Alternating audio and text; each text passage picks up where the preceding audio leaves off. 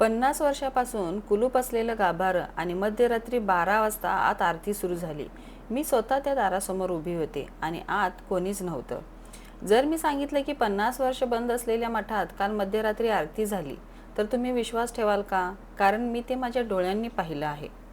घंटा वाजत होती, दिवा पेटला होता, आरती सुरू होती, पण गाभाऱ्याला कुलूप होतं आणि चावी कुणाकडेच नव्हती. मग आरती कोणी केली?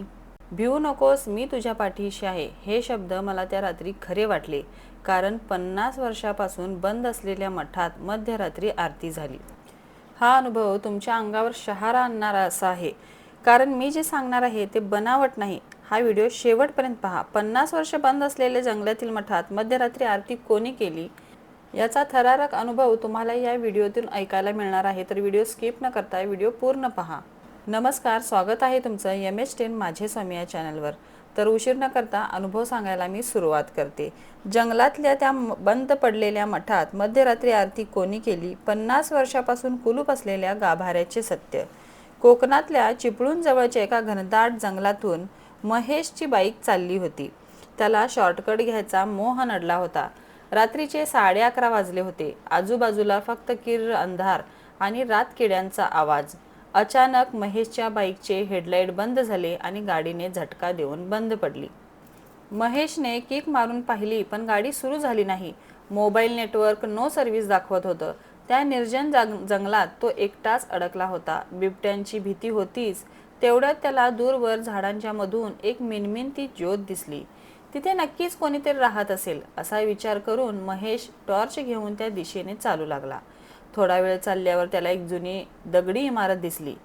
तो एक जुना स्वामी समर्थांचा मठ होता. मठ खूप प्राचीन वाटत होता. बाहेरच्या भिंतीवर शेवाळ चढलं होतं. महेश मठाच्या दाराजवळ गेला. आश्चर्य म्हणजे एवढ्या रात्री आणि एवढ्या जंगलात मठाच्या आतून घंटानाद आणि टाळ मृदुंगांचा आवाज येत होता. टन टन टन. कोणीतरी आत आरती करत होते.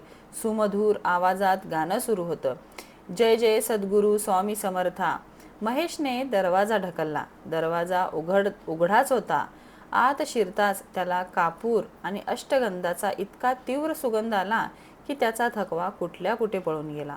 गाभाऱ्यात समई तेवत होती. मूर्तीसमोर एक वयस्कर पुजारी आजोबा पाठमोरे बसून आरती करत होते. त्यांनी पांढरे धोतर आणि उपरणे घातले होते. महेशने त्यांना हाक मारली, काका, माझी गाडी बंद पडली आहे. आजची रात्र इथे थांबलो तर चालेल का? त्या पुजाऱ्याने मागे वळून पाहिलं नाही, पण हात वर करून खुनेनेच बस असं सांगितलं. महेश एका कोपऱ्यात बसला. आरती संपली. त्या आजोबांनी एक ताटली आणून महेशला दिली. त्यात गरम खिचडीचा प्रसाद होता. महेश भुकेलेला होताच. त्याने ती खिचडी खाल्ली. ती इतकी चविष्ट होती की त्याला अमृत खाल्ल्यासारखं वाटलं. जाताना आजोबा फक्त एकच वाक्य बोलले, चिंता करू नको. ज्याची गाडी समर्थ हाकतात त्याची गाडी कधीच बंद पडत नाही. झोप आता. त्या आवाजात इतकी शांतता होती की महेशला तिथेच फरशीवर गाढ झोप लागली. दुसऱ्या दिवशी सकाळी महेशला जाग आली. सकाळचे 7 वाजले होते. ऊन खिडकीतून आत येत होतं. महेशने डोळे उघडले आणि तो जागीच उडाला. तो जिथे झोपला होता तो मठ रात्रीसारखा स्वच्छ आणि सुंदर नव्हता. मठाची अवस्था भयानक होती. छताची कौलं तुटलेली होती. भिंतींना मोठी जाळी लागली होती. जमिनीवर धुळीचे थर साचले होते. जणू काही या मठात गेली 50 वर्षे कोणीच आलेलं नाही. महेश घाबरला. काल रात्री तर इथे समई जळत होती. ते आजोबा होते. मी खिचडी खाल्ली. त्याने समोर पाहिलं. गाभाऱ्याच्या दरवाजाला एक मोठं गंजलेलं कुलूप होतं. जर दरवाजाला बाहेरून कुलूप होतं तर काल रात्री आत पूजा कोण करत होतं? महेश धावत मठाबाहेर आला आणि त्याची बाईक मठाच्या बाहेरच उभी होती. आश्चर्य म्हणजे बाईक एका किकवर सुरू झाली. तो वेगाने जवळच्या गावात पोहोचला. तिथे एका टपरीवर थांबून त्याने विचारलं, काका, तो जंगलातल्या स्वामींच्या मठात जे पुजारी राहतात ते कोण आहेत? टपरीवाला आणि तिथे बसलेले गावकरी महेशकडे विचित्र नजरेने बघू लागले. टपरीवाला म्हणाला, साहेब, काय चेष्टा करताय? तो मठ तर 1970च्या भूकंपापासून बंद आहे. तिथे दिवसासुद्धा कोणी जात नाही, कारण तिथे रानटी जनावर असतात. तिथे कोणीच पुजारी राहत नाही. महेश म्हणाला, अहो, असं कसं? मी रात्री तिथे होतो. एका आजोबांनी आरती केली, मला खिचडी दिली. गावकरी हसले. तुम्हाला भास झाला असेल, तिथे धूळ आणि वाळवीशिवाय काहीच नाही. महेशला स्वतःवर शंका येऊ लागली. त्याला वाटलं, खरंच आपल्याला भास झाला असेल का? त्याने सहज आपला खिसा तपासला आणि त्याचा श्वास रोखला गेला. त्याच्या जॅकेटच्या खिशात जिथे त्याने रात्री हात घातला नव्हता, तिथे एक ताजी टवटवीत जास्वंदाची फुलं आणि एक छोटी खडीसाखर होती. त्या फुलांचा तोच सुवास येत होता जो रात्री मठात येत होता. आणि महत्त्वाचं म्हणजे त्याच्या शर्टावर हळदी कुंकवाचे डाग होते, जे प्रसादाचं ताट हातात घेताना लागले होते.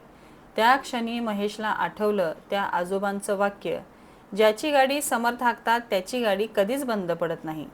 त्या रात्री त्या ओसाड मठात महेशला जेवण वाढणारे ते पुजारी दुसरे तिसरे कोणी नसून स्वतः भक्तवत्सल स्वामी होते, जे आपल्या भक्ताला उपाशी झोपू देत नाही. त्या दिवशीपासून महेशनं ठरवलं, तो जगात कुठेही फिरला तरी स्वामींची सेवा कधीच सोडणार नाही. श्री स्वामी समर्थ. तर असा हा त्या दादांचा अनुभव आहे. जो स्वामींची सेवा करतो त्याच्या वाईट क्षणाला कुठेही तो मनुष्य असू दे, कोणत्याही जागी असू दे, संकटामध्ये असू दे, स्वामी त्याला सोडत नाहीत. प्रत्येक संकटातून स्वामी आपल्या भक्ताला बाहेर काढत असतात. तर अशाच प्रकारे आपल्या भक्ताला एका मोठ्या संकटातून स्वामींनी बाहेर काढलं. त्यावेळी त्याला एक आधार हवा होता, तो आधार त्यांनी दिला. तो आपला भक्त भुकेला आहे म्हणून त्याला स्वतः स्वामींनी खिचडी दिली आणि त्याचं रात्रभर रक्षण देखील केलं. तर अशा प्रकारे स्वामी आपल्या भक्तांची काळजी घेत असतात, आपल्या भक्तांचं रक्षण करत असतात. त्यामुळे स्वामींची सेवा आपल्या आयुष्यामध्ये, आपल्या जीवनामध्ये किती महत्त्वाची आहे असा बोध आपल्याला हा अनुभव देऊन जातो. त्यामुळे आपण जी काही स्वामींची सेवा करतो ती सेवा, आपली नित्य सेवा तशीच आपल्या जीवनामध्ये, आपल्या आयुष्याच्या शेवटपर्यंत ही सेवा चालू ठेवावी. कारण की कधी कोणत्या वेळी आपल्यावर कोणतं संकट येईल ते काही सांगता येत नाही. त्यामुळे त्या संकटातून आपला बचाव व्हावा, आपलं रक्षण व्हावं, यासाठी स्वामींची सेवा करत चला.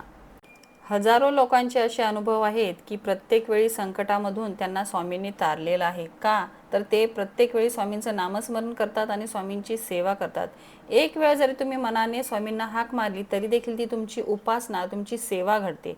त्यामुळे आपण किती करतो आणि काय करतो याला महत्त्व नाही, आपल्या मनातला भाव खूप महत्त्वाचा आहे आणि तोच स्वामींना हवा असतो, तोच स्वामींना प्रिय आहे. तर त्यामुळे आपण जे काही करतोय स्वामींना मनापासून, स्वामींना शरण जाऊन ते अर्पण करा. तुमची जी काही सेवा आहे ती. हजारो लोकांना स्वामींचे अनुभव आलेले आहेत आणि हा अनुभव मनाला एकदम भिडणारा असा आहे. स्वामींची प्रचिती की स्वामी अजूनही आपल्या भक्तांच्या हाकेला धावून येतात. स्वामी प्रत्यक्ष रूपी अजूनही या कलियुगात आहेत. याचं प्रत्यक्ष उदाहरण म्हणजे हा अनुभव आहे.